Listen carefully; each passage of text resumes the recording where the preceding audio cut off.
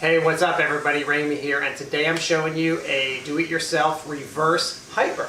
You got a squat rack, super easy to create, and let me actually just show you me using it first, and then I will talk about how I did it and all the stuff I used to create it. So let me show you me using my do-it-yourself reverse hyper.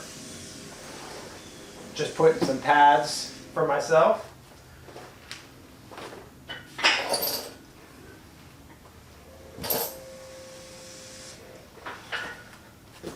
That's with no weight. Now let me show you with weight.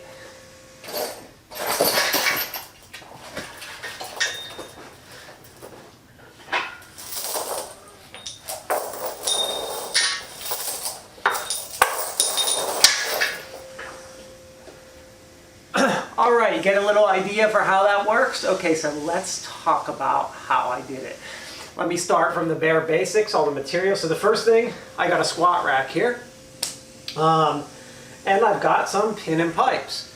So what I decided to do, I thought, well, interestingly, if I could put some kind of board on top of my pin and pipes, could I do a reverse hyper? And then I thought, well, I would need some weight. So I figured out how to connect my low row using a belt squat to create a reverse hyper. So let me move my camera and show you, get some better angles and show you all the details of how I did all this. All right, so I'm more zoomed in on the board that I actually made, and let's take a look at this board. So basically, to create this board, all it is two 2x8s and some 2x4 pieces on the bottom. I wanted to make it really strong. I probably overdid this. What I did is I took some long 2x8s, cut them in half, put them on top of each other, put them side by side so that this thing is 16 inches in width. What I did is I thought 16 inches should be enough for me to lay on and should be comfortable enough.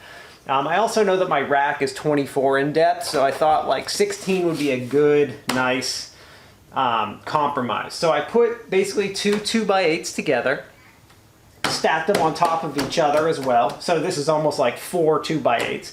I measured this out and made this 55 inches. Now clearly you would need to make this as long as your squat rack is. So depending on your width, mine is 48 inches. I decided to make this 55 just so I'd have some room for air.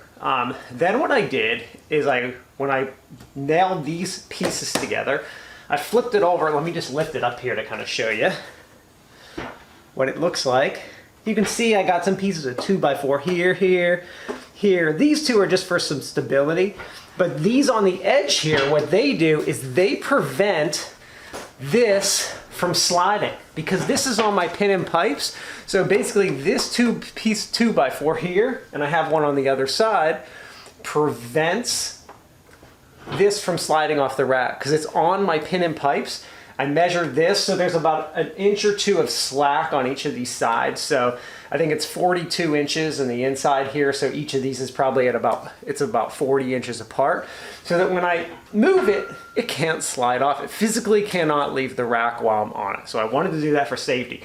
This is super strong, easily holds my 170 pounds.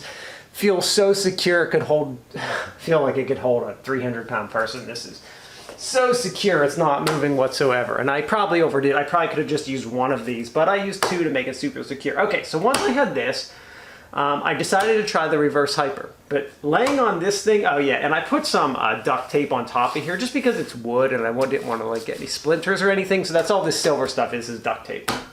I tried to do a reverse hyper and it killed my stomach. So I said, all right, I need pads just like the machine. So I tried some pillows and they worked fine. Really any kind of pad, even like a yoga mat is fine. But I have some, I do Muay Thai and Jiu-Jitsu with my boys. And I have some Muay Thai pads just sitting in my garage, like literally next to my workout stuff. So I threw these right on the rack and they're actually perfect. They're like the perfect size, they fit right on, and I can lay on them. But really any pad will do. And these are great, I just lay right on them, allow me to do the reverse hyper. Perfect, so now I got something to lay on. So all of a sudden I could do non-weighted, just body weight reverse hyper, super easy. I use my, as you can see right here, my little band pegs, the pins I use these to hold on to. So they're actually on the,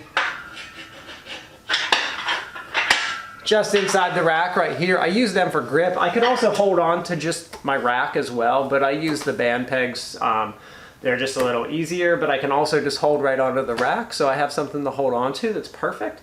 And then I thought, okay, now I can do these with body weight really easy. How do I add weight? So there were a few different options. One, I could get one of those things that allowed me to put the weight like on my ankles, you know, those things that connect, and I thought, well, that would work.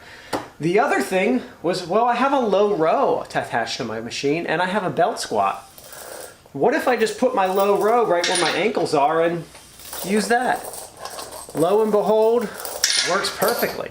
I can load my low row up to whatever I want. My ankles fit right in, and I got a Reverse Hyper that's literally just as good as anyone I've ever used before.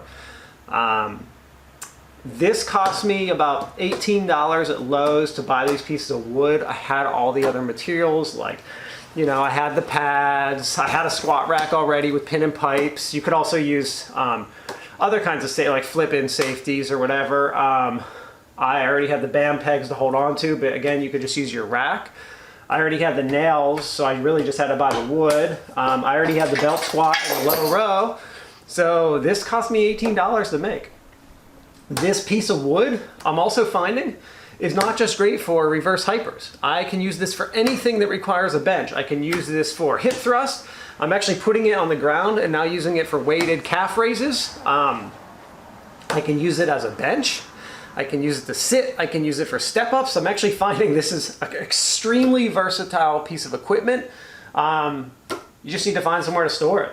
Fortunately, it does lean up against a wall, so it doesn't really do anything. I actually have it leaned in my cage when I'm not using it, in the back there. And yeah, it's actually been awesome. And it's a great do-it-yourself reverse hyper that's super simple to make. It's a vital piece of equipment, in my opinion, to have a reverse hyper, especially if you have, like, I have some lower back issues, so it's great strengthening exercises for me. But they take up so much room. So this is one way to do it yourself from home. If you already got a squat rack, this is super easy to make, hardly takes up any space, it's super, super cheap. All right, love to hear how y'all made your own reverse hyper, or if you try this out or how you did it. Let me know in the comments all later.